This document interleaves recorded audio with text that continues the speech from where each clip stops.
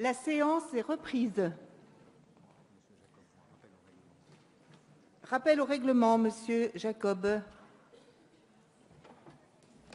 Merci Madame la Présidente. Madame la Présidente, je veux faire ce rappel au règlement sur la base de l'article 58 alinéa 1 sur la tenue de nos séances. J'en avais informé le président de notre Assemblée. Je pensais qu'il aurait été là puisque ça tient à la tenue de nos débats et de nos séances. Je fais référence à la séance des questions d'actualité. Nous sommes ici, nous avons tous l'honneur de représenter nos concitoyens. Nous pouvons le faire avec passion, avec engagement. Je ne suis pas le dernier à le faire avec passion de temps en temps, mais également le faire avec respect et sans débordement. Or, on voit que certains de nos collègues, et notamment de la France insoumise, testent la présidence de notre Assemblée régulièrement, testent sa permissivité, qui se trouve être sans limite, cette permissivité. On est passé du sans-cravate au sans-veste. Maintenant, les sacs et les paniers à provisions arrivent dans l'hémicycle. Je veux simplement poser la question, jusqu'où va-t-on aller?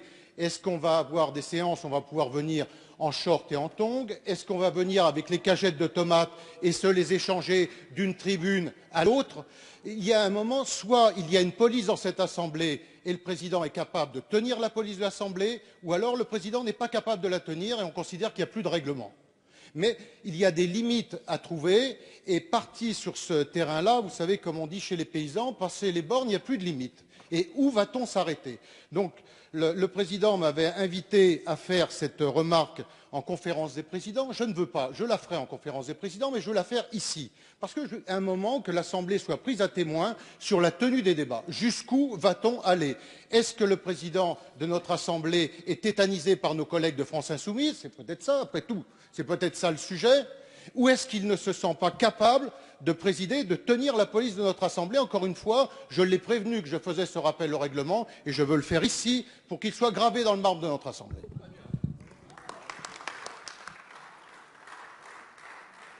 Monsieur le Président, je prends acte de vos observations. Je vous propose à nouveau que cette question soit évoquée lors de la prochaine conférence des présidents ou le cas échéant en bureau de l'Assemblée nationale, afin que les règles régissant l'exhibition d'objets en séance publique puissent être rappelées à cette occasion. Madame Muntermeyer avait demandé la parole.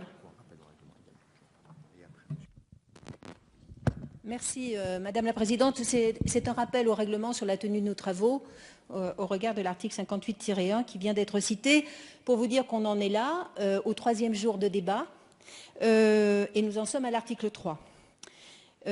Depuis ces 2 jours, que s'est-il passé? Eh bien, l'extrait de casier judiciaire des 2 mesures phares d'Emmanuel Macron et que nous avions voté en commission des lois est désormais supprimé du projet de loi. La définition du conflit d'intérêts que nous faisons désormais sur mesure de l'Assemblée nationale, qui est définie par le gouvernement, au contraire de ce que nous avions adopté, nous, en commission des lois, les parlementaires, conscients de ces conflits d'intérêts public-public et public-privé. C'est également la définition retenue par le gouvernement qui a été adoptée. Le verrou de Bercy, nous n'étions pourtant pas dans une demande extravagante. Eh bien, ce verrou de Bercy, dans sa version la plus minorée, qui permet simplement aux procureurs dans des affaires connexes d'avoir l'opportunité des poursuites, a été également rejeté. Enfin, tout le volet sur le pantouflage a également été écarté, comme l'avait fait pourtant le Sénat, qui avait autant connaissance que nous du dossier de la loi sur la déontologie des fonctionnaires de 2016. Enfin, tout est fait pour qu'on ait le sentiment que le Parlement, Sénat et Assemblée nationale, ne servent à rien, est inutile, dans la main de l'exécutif. C'est une chambre d'enregistrement dans la main de l'exécutif. Ce n'est pas nouveau, mais c'est particulièrement marqué en ce moment. Et nous appelons la nouvelle gauche à un esprit d'écoute et d'ouverture. Parce que ce que nous proposons n'est pas forcément infondé. Et nous souhaitons que les députés de la majorité, comme nous, eh bien, s'emparent de ce pouvoir qui est celui du législateur. Et en conscience, eh bien, nous vous demandons d'examiner de la manière la plus sérieuse et ouverte les amendements que nous proposerons aujourd'hui. Merci Madame Untermeyer. Je note vos remarques qui concernent plus le fond que la forme. Et je donne la parole à Monsieur Mélenchon qui l'avait demandé. Madame la Présidente, mes chers collègues, Monsieur le Président Jacob, me référant à votre interpellation sur l'exhibition d'objets prohibés par notre règlement, et pour vous répondre, vous aurez noté que j'ai voulu marquer mon respect pour les charmantes coutumes auxquelles vous êtes attachés, et j'ai mis une cravate. Ce qui vous montre l'idée que nous nous faisons de cette affaire. On met ou on ne met pas, c'est affaire de liberté.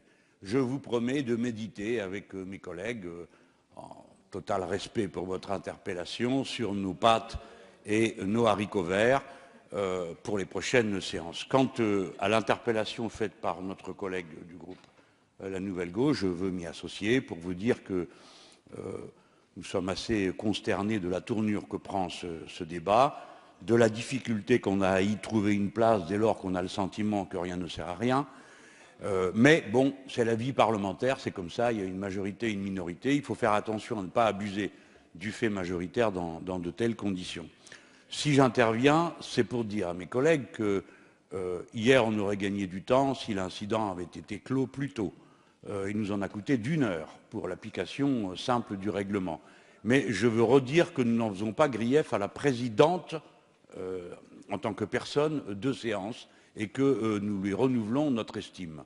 Mais pour la suite de nos débats, et afin qu'on se comprenne bien, nous avions présenté des amendements qui peuvent vous paraître hors sujet, qui ne le sont pas pour nous. De même que j'admets qu'il y a une majorité, admettez qu'il y a une minorité. Ces amendements ne sont pas hors sujet, ils éclairent l'idée que nous nous faisons de la confiance en politique. La séance, pour des raisons qui lui appartiennent, a regroupé l'ensemble de ces amendements pour les reporter en fin de discussion. Donc je préfère dire tout de suite à nos collègues que ce n'est pas pour faire durer le débat que nous avons déposé ces amendements, c'était pour éclairer les différents articles sur lesquels nous voulions introduire cette obsession qui est la nôtre, à notre façon, bien sûr, car nous n'en avons pas le monopole, qui est d'éclairer la présence populaire dans la question de la confiance. Donc je préviens mes collègues, ces amendements ont été déposés, ils arrivent tous à la fin, ils peuvent vous paraître hors sujet parce qu'ils sont regroupés d'une manière qui souligne leur caractère hétéroclite, mais nous n'en retirerons aucun. Merci Monsieur Mélenchon. La parole est à Monsieur Roussel.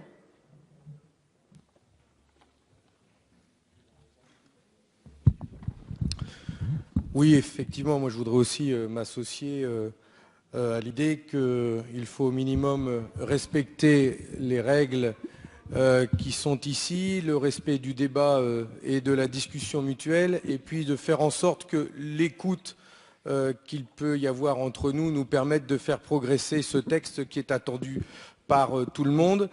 Effectivement, depuis le début de nos débats, entre la peine complémentaire qui remplace le casier judiciaire, le conflit d'intérêts qui est restrictif, le verrou de Bercy qui ne saute pas, l'absence d'encadrement du pantouflage, et on aborde là maintenant la question de la déontologie des fonctionnaires.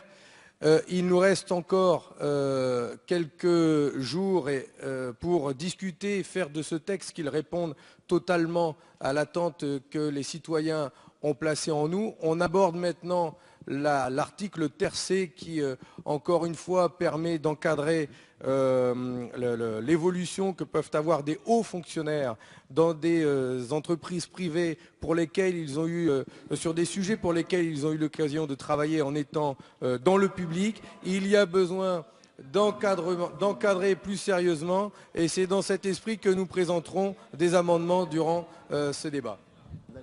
Voilà, merci Monsieur Roussel. J'imagine que vos propos étaient un rappel aussi au règlement. Nous en passons maintenant à l'article 2 ter C qui est supprimé. Nous en arrivons maintenant à plusieurs amendements pouvant être soumis à discussion commune. Il s'agit des amendements numéro 236, numéro 166, et le numéro 167 identique, le numéro 168, le numéro 71 et 465 identiques. Oui. Est-ce que vous avez un rappel au règlement à faire? Oui, donc vous avez la parole. Demandez-lui sur quelle base. Merci Madame la Présidente. Simplement pour dire que je ne vois pas où sont les rappels au règlement de mes chers collègues. Tous les amendements, tous les articles ont été appelés et ont été longuement débattus. Voilà pourquoi nous n'en sommes toujours pas à l'article 3 aujourd'hui, mercredi. Je crois qu'il est temps d'arrêter ce bizutage, mes chers collègues, et enfin d'avancer. Merci. Bravo. Vous l'avez déjà dit. Vous dites maintenant, j'appelle l'amendement numéro 236 qui est défendu par Madame Batho.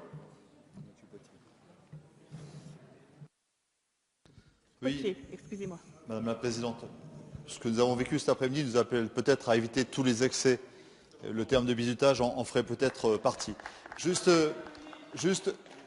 vous dire en toute simplicité que je crois profondément, et je n'ai pas abusé du temps dans cette Assemblée sur ces combats que nous partageons, mais je voudrais dire en toute simplicité que nous gagnerions à inscrire cette loi dans la continuité des autres. Ce n'est pas la loi des purs contre les corrompus. Et je crois que tous ceux qui se targueraient de ce genre de propos pourraient le regretter dans les mois, dans les années qui viennent, et je ne leur souhaite pas. Je ne le souhaite pas à cette Assemblée.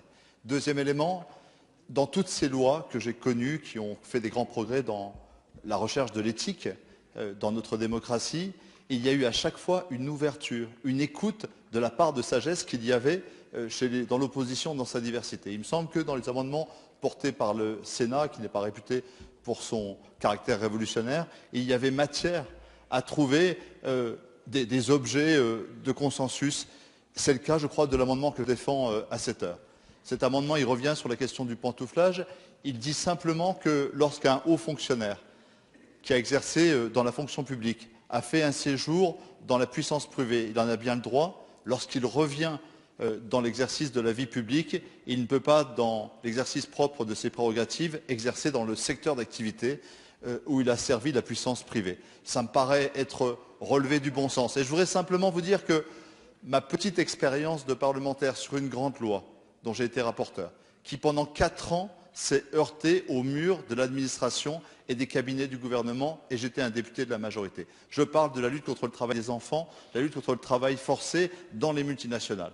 Nous avions l'impression en permanence d'entendre chez nos interlocuteurs le même langage que nous entendions chez une partie du patronat et leurs représentants. Les mêmes mots, le même langage, les mêmes murs devant nous. Il a fallu la persévérance de la société civile.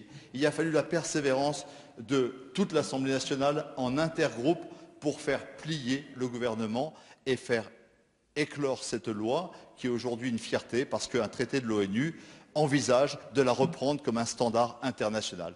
Donc je crois que la mesure que nous proposons, elle est simplement, j'allais dire, de santé publique. Elle vise à mettre une bonne distance entre l'exercice des responsabilités privées et celui du service de la République. Merci. Merci, Monsieur Potier.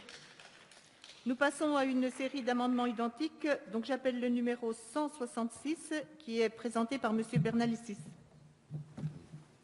La continuité, enfin pour les couches tard hier, parmi lesquels nous étions, des amendements que nous avons présentés hier soir pour lutter contre le lobbying et qui effectivement visent à ne pas restreindre la question de la confiance publique uniquement aux parlementaires et même uniquement aux responsables politiques, mais aussi aux hauts fonctionnaires qui ont une mission importante au service de l'État. Bon, hier, si vous vous souvenez, ces amendements visaient à faire en sorte que quelqu'un qui avait occupé une haute fonction publique en termes directionnels ne puisse pas, avant 5 ou 10 ans, selon les amendements, là ici c'est 5 ans, être utilisé quelque part ses connaissances, ses compétences, ses réseaux, ses contacts au service d'une mission de conseil et de sociétés privées. Bien là, c'est la suite, c'est-à-dire que Nous demandons que quelqu'un qui se retrouve dans cette situation, c'est-à-dire qui est passé de la haute administration à des affaires privées, de conseil et autres, et les exemples regorgent. Mon amie Mathilde Panot en a cité plusieurs exemples hier, ne puisse pas, avant 5 ans, revenir cette fois-ci dans la fonction publique. C'est-à-dire, c'est très clairement les questions de pantouflage, de conflits d'intérêts, etc., dont chacun comprendra qu'ils sont à bannir si nous voulons essayer d'arrêter d'entretenir une oligarchie qui ne cesse de se répéter, de s'entretenir dans un entre-soi toujours plus important. Merci. Merci, Monsieur Bernalicis. Madame Obono est la seule signataire sur l'article 167. C'est le règlement, c'est ça? Ouais, mais du coup, je vais dire ça.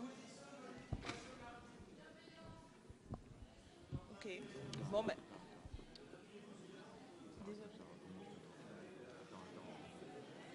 C'est bon, bah.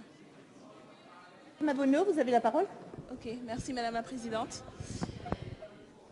Madame la Présidente, mes chers collègues, donc comme avait commencé mon collègue Ruffin, cet amendement de rétablissement et de modification se propose d'interdire à tout ancien fonctionnaire ou agent public en disponibilité ayant exercé des fonctions pour le compte d'une entreprise publique ou privée ou pour une société de conseil d'occuper une fonction impliquant une mission de service public ou l'exercice de prérogatives de puissance publique directement ou indirectement liées au secteur d'activité dans lesquels il est intervenu, ce en prenant en compte le niveau de responsabilité et la nature des emplois occupés pendant un délai de 10 ans.